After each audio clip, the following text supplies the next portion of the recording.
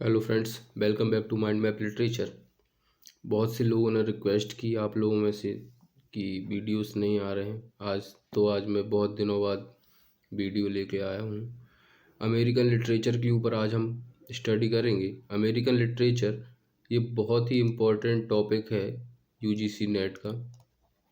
बहुत से क्वेश्चन इससे हमेशा आते हैं, तो मैं सोच रहा हूँ कि जून 2022 के लिए कुछ वीडियोस बनाए जाएं जो आप लोगों के लिए हेल्पफुल हों। तो आज से हम स्टडी करेंगे अमेरिकन लिटरेचर। तो अमेरिकन लिटरेचर को पढ़ने से पहले सबसे पहले हमें स्टडी करना पड़ेगा अमेरिका के बारे में कि अमेरिका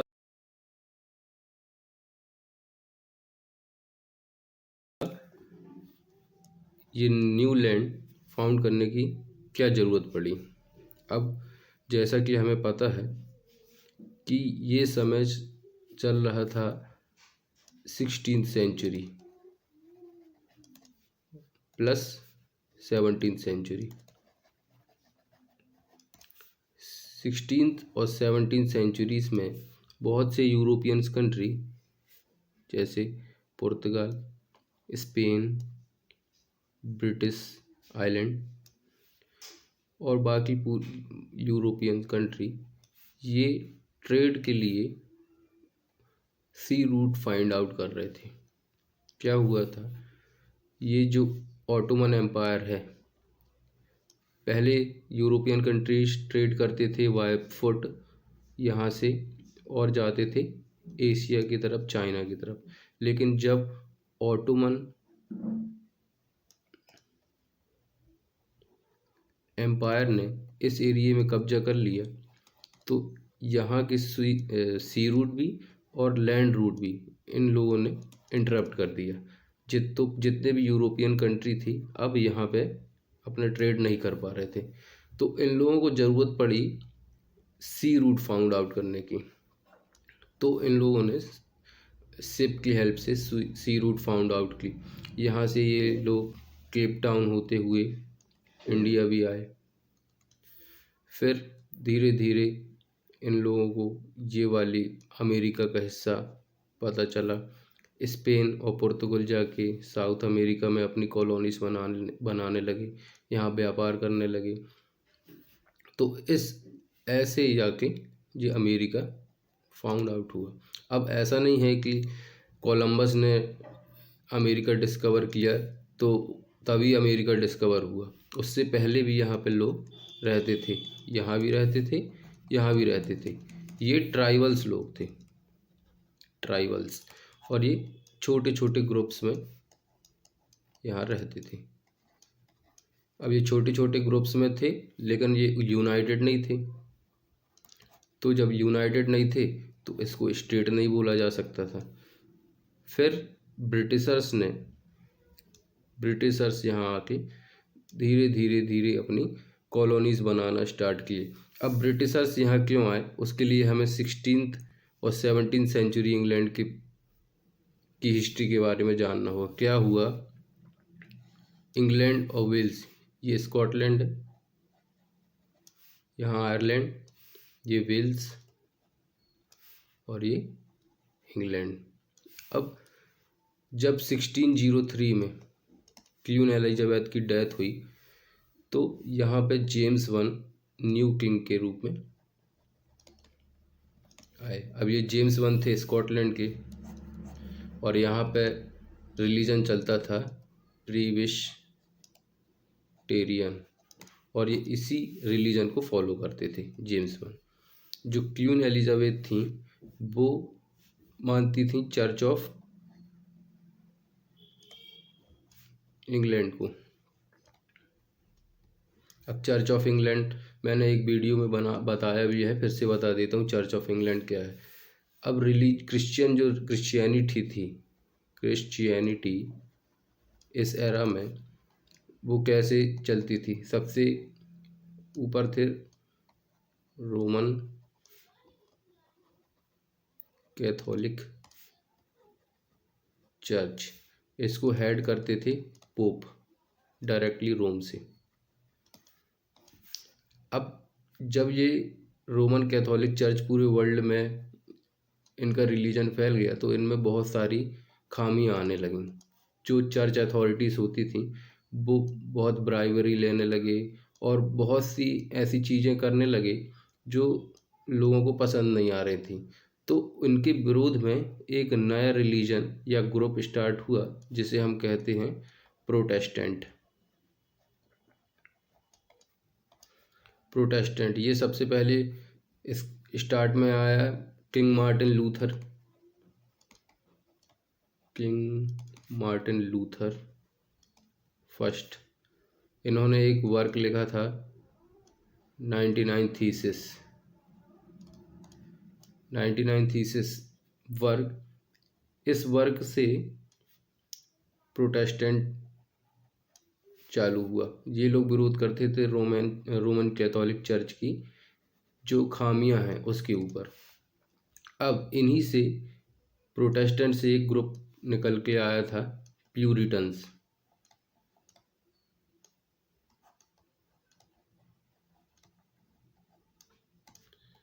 प्यूरिटन्स, अब ये प्यूरिटन्स कट्टर प्रोटेस्टेंट है। मतलब प्रोटेस्टेंट वो ग्रुप था जो अपनी मांगों को रखता था लेकिन ये कट्टर नहीं होते थे। लेकिन ये जो प्यूरिटन्स हैं ये बहुत ही कट्टर अपने धर्म को मानने, इनको रोमन कैथोलिक चर्च का इंटरफियर अपने रिलीजन में चाहिए ही नहीं। ये फ्री करना चाहते थे क्रिश्चियनिटी को रोमन कैथोलिक चर्च से। तो ये ग्रुप कहलाया प्यूरिटन्स। अब जो चर्च ऑफ इंग्लैंड है ये रोमन कैथोलिक और प्रोटेस्टेंट का मिक्स है। मतलब थोड़ा प्रोटेस्टेंट भी क्वालिटीज़ इसमें हैं, थोड़ी रोमन कैथोलिक की भी क्वालिटीज़ हैं। ना ये पूरा प्रोटेस्टेंट है ना रोमन कैथोलिक चर्च है। तो ये था चर्च ऑफ इंग्लैंड जो क्वीन एलिजाबेथ मानती थी इस रिलीजन को, और उस समय पूरा इंग्लैंड ये रिलीजन मानता था। लेकिन कुछ प्यूरिटन्स जो थे वो अपने पूरे रिलीजन को इंग्लैंड में और पूरे ब्रिटिश आइल्स में ये फ्री करना चाहते थे चर्च ऑफ इंग्लैंड को कैथोलिज्म से। तो ये ग्रुप था प्यूरिटन्स। अब जैसे 1603 में क्वीन एलिजाबेथ की डेथ हुई और ये जेम्स वन आए, तो ये जेम्स वन ना चर्च ऑफ इंग्लैंड को मानते थे ना प्यूरिटनिज्म को मानते थे। ये अपनी अलग रिलीजन प्रिस्बिटेरियन मानने लगे, जिससे इन प्यूरिटन्स को बहुत तकलीफ होने लगी। तो कुछ ग्रुप ऑफ प्यूरिटन्स इन लोगों ने मिल के सोचा कि जेम्स वन को ख़त्म कर दिया जाए। तो ये ग्रुप, इनका एक लीडर था गाय फॉक्स, और इन्होंने 1603 एग्जैक्ट 1605 में इन लोगों ने एक प्लॉट बनाया कि जेम्स वन को मारा जाए, गाय फॉक्स। और इस प्लानिंग को हम बोलते हैं गन पाउडर प्लॉट के नाम से, गन पाउडर प्लॉट। अब ये जो इनका प्लॉट था वो तो सक्सेसफुल नहीं हो पाया, लेकिन इन पूरे ग्रुपों को पकड़कर इनको बिहेडेड मार दिया गया और जेम्स वन का पूरा रिलीजन वहाँ पे चलने लगा। जो उनको लगता था वैसा वो वहाँ पे रिलीजन मनवाते थे। इससे दिक्कत होने लगी प्यूरिटन्स को। तो प्यूरिटन्स, अब नए नए वॉयेजेस हो रहे हैं तो प्यूरिटन्स क्या सोचे कि हम किसी नई जगह जाके, चल ही रहा है काम, तो जितने भी इंग्लैंड के प्यूरिटन्स थे वो पिलग्रिम्स बन के यहाँ पे आके कॉलोनीज में बसने लगे। यहाँ पे इनको रिलीजियस फ्रीडम मिलने लगी, इकोनॉमिक फ्रीडम मिलने लगी, और धीरे धीरे जितने भी लोगों को यहाँ प्रॉब्लम थी धीरे धीरे यहाँ के बसने लगे। सिर्फ पिलग्रिम्स नहीं थे जो यहाँ आके बस रहे थे, वो भी लोग थे जिनको वॉयेजेस करना पसंद था या जो इकोनॉमिक फ्रीडम चाहते थे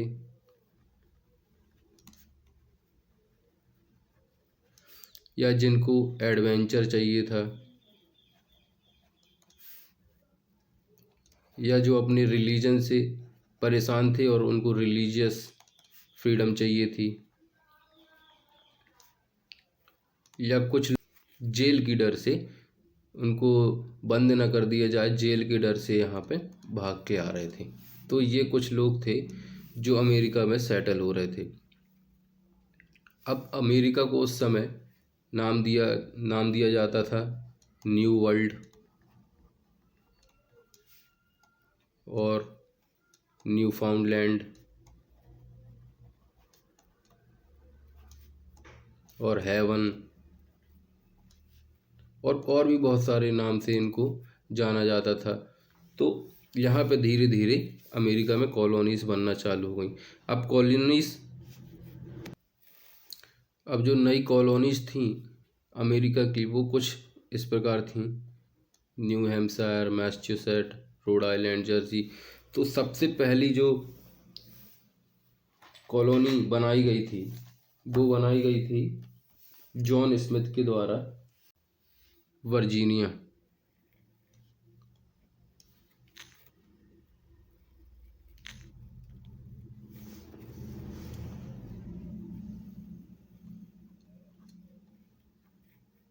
जॉन स्मिथ, इन्होंने वर्जीनिया को सबसे पहले अपनी कॉलोनी बनाई। इन्होंने इसको बनाया 1607 में। अब जॉन स्मिथ एक सोल्जर थे, एक गवर्नर थे। इन्होंने बहुत अच्छे से ग्रुप ऑफ पिलग्रिम्स को यहाँ पे सेटल किया, यहाँ पे गवर्नरशिप अपनी दिखाई और बहुत अच्छे से इस आइलैंड को कॉलोनी को संचालन किया है इसका जॉन स्मिथ। ये सबसे पहली कॉलोनी अमेरिका की। दूसरे नंबर की कॉलोनी बनाई गई विलियम ब्रैडफोर्ड के द्वारा। विलियम ब्रैडफोर्ड, इन्होंने बनाई प्लाईमाउथ।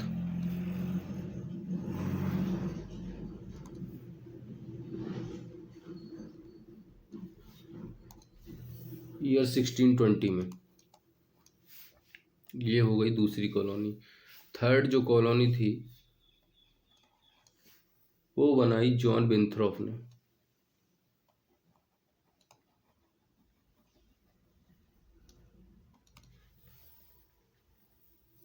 इन्होंने मैसाचुसेट को अपनी कॉलोनी बनाई ईयर 1630 में। तो ये तीन मेजर कॉलोनाइज़र थे। उसके बाद यहाँ पे कॉलोनीज बढ़ती गईं और पूरे धीरे धीरे पूरे अमेरिका में ब्रिटिशर्स का राज हो गया। अब ऐसा नहीं है कि कॉलोनीज यदि बन रही हैं, यदि कॉलोनीज बन रही हैं तो यहाँ लोग नहीं रहते। लोग पहले से रहते थे, मैंने बताया ट्राइबल्स के रूप में, छोटे छोटे ग्रुप के रूप में यहाँ पर रहते थे। तो जब कोई बाहरी बंदा आपके घर में हमला करेगा या वहाँ पे ज़बरदस्ती रहने की कोशिश करेगा तो वहाँ पे कॉन्फ्लिक्ट होगा। तो ऐसा ही कॉन्फ्लिक्ट हमेशा ट्राइबल्स और इन कॉलोनाइज ब्रिटिशर्स या यूरोपियंस के बीच होता रहता था। लेकिन ये इन लोगों के हथियार, इनके वेपन्स बहुत कमज़ोर होने के कारण ये यूरोपियन से लड़ाई नहीं कर पाते थे और इनको धीरे धीरे यहाँ से भगा के यहाँ सेटल कर दिया गया। और साउथ अमेरिका में स्पेनिश और पुर्तगीज़ लोग ज़्यादा हावी, इसलिए यहाँ पे जितना भी ये एरिया है यहाँ पे पुर्तगाल और स्पेनिश लोगों का ज़्यादा कब्जा है। और इस एरिया से यहाँ तक ब्रिटिश आइल्स बन गई। तो अब अमेरिका में यदि ब्रिटिशर्स आए हैं और वहाँ पे आए हैं तो कुछ ना कुछ लिटरेचर वो लिखेंगे। तो इससे हम समझ सकते हैं कि वहाँ पे टाइप्स ऑफ लिटरेचर क्या हो सकती हैं। तो कितने प्रकार की लिटरेचर वहाँ लिखी जा सकती है। तो सबसे पहला जो लिटरेचर है वो हम बोलेंगे जो कॉलोनीज बना रहे हैं, कॉलोनाइजर्स, ट्रैवलर्स, पिलग्रिम्स। जब ये अपने देश को छोड़ के यहाँ से जब आएंगे और सी के रास्ते आपके यहाँ आएंगे, उस समय बहुत डिफ़िकल्ट होता था सी रूट। तो जब सी रूट से आएंगे तो जो भी प्रॉब्लम्स उनको फेस हुई होगी, जो जो प्रॉब्लम इनको फेस होगी, वो अपनी एक्सपीरियंस शेयर करेंगे कि उनको क्या प्रॉब्लम आई सी रूट में। वहाँ पे उनको खाने की दिक्कत आई, जो भी दिक्कत आई, ओशियंस की रात में कोई लोग तो अपनी मंजिल में भी नहीं पहुँच पाते थे, यहीं पे सी में डूब जाते थे।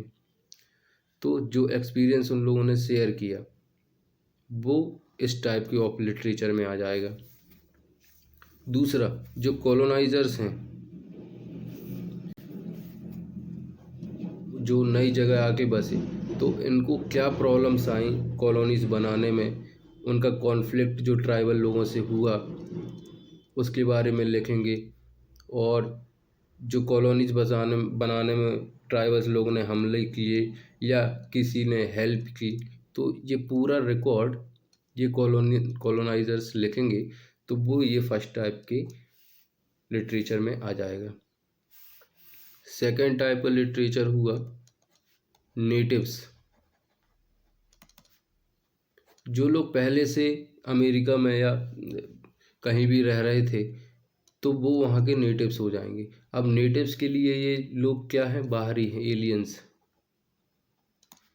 तो इनके द्वारा जो इनके ऊपर नेटिव्स के लोगों के ऊपर अत्याचार कर रहे हैं, उनकी ये स्टोरीज बताएंगे। या नेटिव्स की जो पुराने समय से लिटरेचर हैं, वो नेटिव्स लिटरेचर में आ जाएगा। तीसरा वाला जो लिटरेचर है वो होगा कैप्टिविटी नरेटिव्स। अब कैप्टिविटी नरेटिव्स क्या है? जब दो लोगों के बीच में कॉन्फ्लिक्ट हो रहा है, तो इनके बीच में या तो ये इनको कैप्टिव्स बनाएंगे या ये इनको कैप्टिव्स बनाएंगी।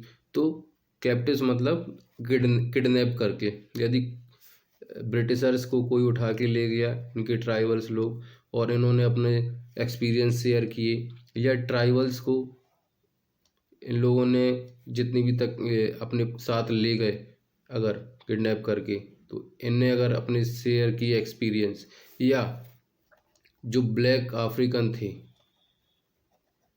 उनको अफ्रीका से ज़बरदस्ती स्लेव्स बना के लाया जाता था। तो अगर जो स्लेव्स हैं वो अपने नरेटिव शेयर कर रहे हैं, तो ये इस टाइप के लिटरेचर में आ जाएगा।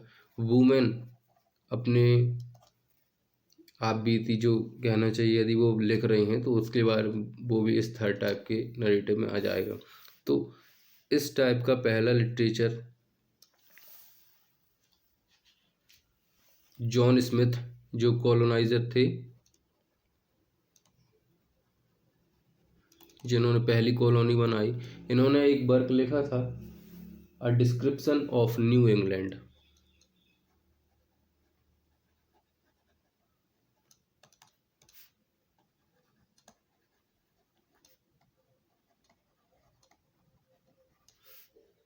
और दूसरा वर्क इन्होंने लिखा था, अ जनरल हिस्ट्री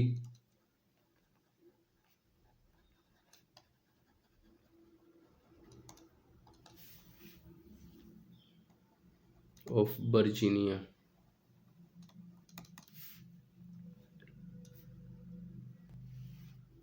तो इन्होंने डिस्क्रिप्शन दिया होगा, न्यू इंग्लैंड का डिस्क्रिप्शन दिया कि यहाँ की ज्योग्राफी कैसी है, यहाँ के ट्राइबल लोग कैसे थे, इन्होंने कैसे यहाँ पे आके अपनी कॉलोनी बनाई। फिर सेकंड वर्क ने इन्होंने वर्जीनिया के बारे में बताया। तो ये फर्स्ट टाइप के लिटरेचर में आ गया। दूसरा वर्क लिखा विलियम ब्रैडफोर्ड।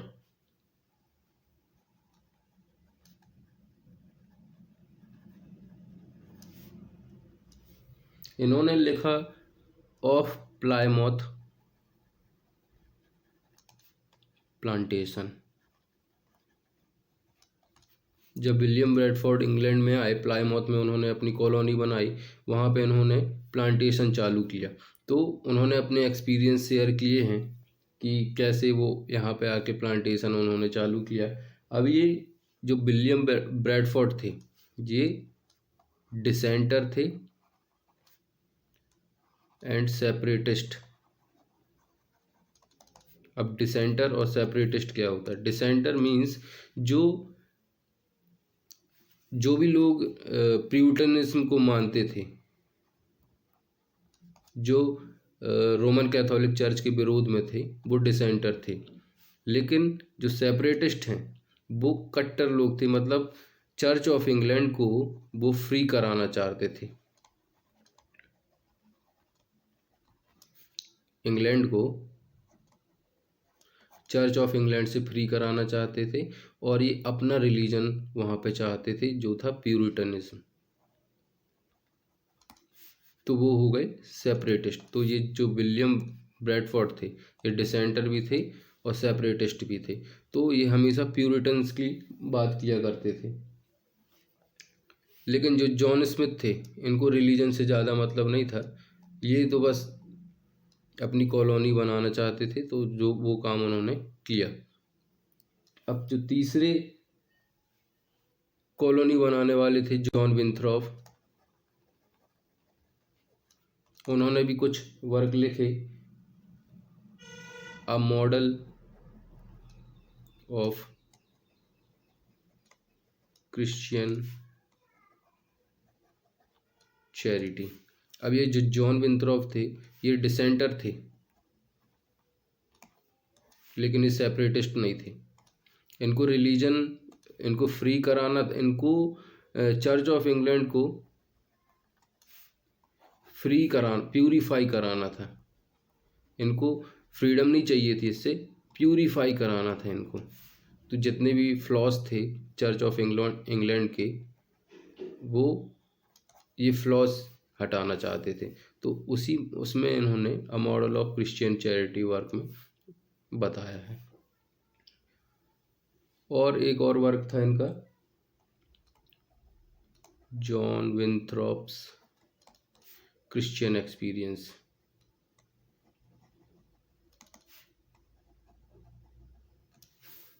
तो ये इतने वर्क अपने आ गए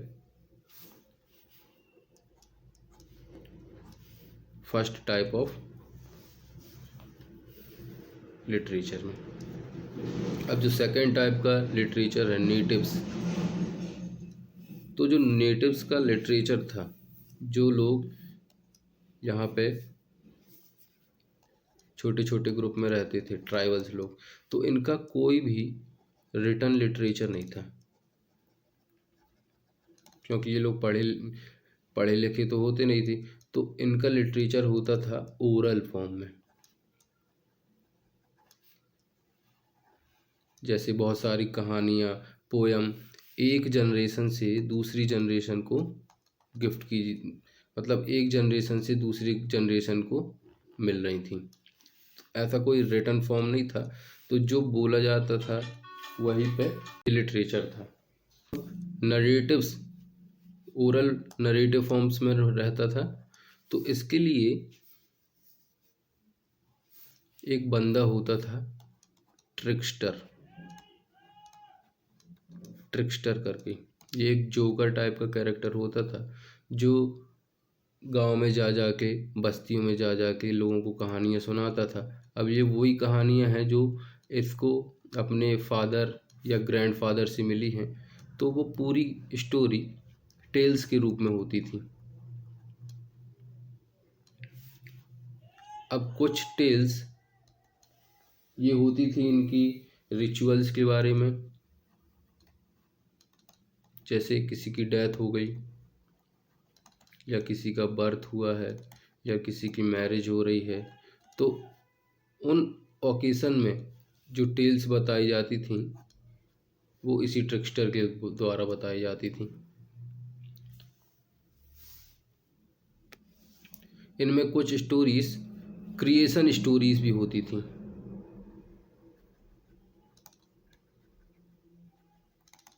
जैसे हर रिलीजन में क्रिएशन स्टोरी होती हैं कि हमारा वर्ल्ड कैसे बना, हमारी पृथ्वी कैसे बनी, तो उसी टाइप की स्टोरीज़ इनकी भी होती थी। और सेकंड टाइप की हो गई रिचुअल्स स्टोरीज़। तो ये कुछ स्टोरीज चलती थी साइकिल्स के रूप में, जिसमें बहुत सारे एपिसोड्स होते थे। अब जब कुछ, ये तो हो गई ओरल ओरल फॉर्म का लिटरेचर, लेकिन कुछ लोग, जैसे इनके घर में हमला हुआ, इनके यहाँ पे होम थे, बाहरी लोगों ने इन पे हमला किया, तो कुछ नरेटिव्स ये भी होती हैं कि कैसे हमारे होम में बाहरी लोगों ने, एलियंस ने हमला किया, कैसे उन्होंने कत्लेआम किया, हमारे घर परिवार को मार दिया, हम लोगों को यहाँ से भगा दिया। तो कुछ नरेटिव्स ये भी वहाँ पाई जाती हैं, लेकिन मेजॉरिटी में ये वर्क्स नहीं मिलते, क्योंकि कोई नहीं चाहेगा कि हमारे बारे में कोई गलत लिखे। तो ये लिटरेचर इन लोग तबाह कर देते थे। जितने भी यूरोपियंस थे वो ऐसा लिटरेचर सामने आने ही नहीं देना चाहते थे, क्योंकि यदि ये लिटरेचर सामने आएंगे तो इनकी बेइज्जती होगी, और जो यहाँ पे लोग बैठे हैं अथॉरिटीज़, वो आगे से इनको स्पॉन्सर नहीं करेंगे, पैसे नहीं देंगे। वैसे तो ये लोग खुद चाहते थे कि लोग यहाँ से पैसे कमा के लाएं, लेकिन हो सकता है कुछ लोगों को अच्छा ना लगे, इसलिए ऐसे नरेटिव्स बाहर नहीं आने देना चाहते थे। अब जो थर्ड टाइप का नरेटिव है वो है कैप्टिविटी नरेटिव्स।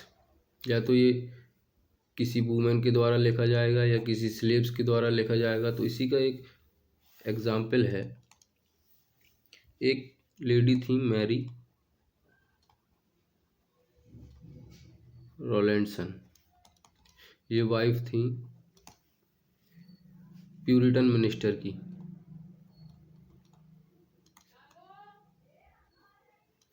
तो ये अपने पति के साथ यहाँ आई थी, तो इनको किडनैप कर लिया गया ट्राइबल लोगों के द्वारा, और बहुत सारे दिनों तक इनको किडनैप किया गया, इनको कैप्टिव में रखा गया। इनके एक चाइल्ड को इनके सामने मर्डर कर दिया गया।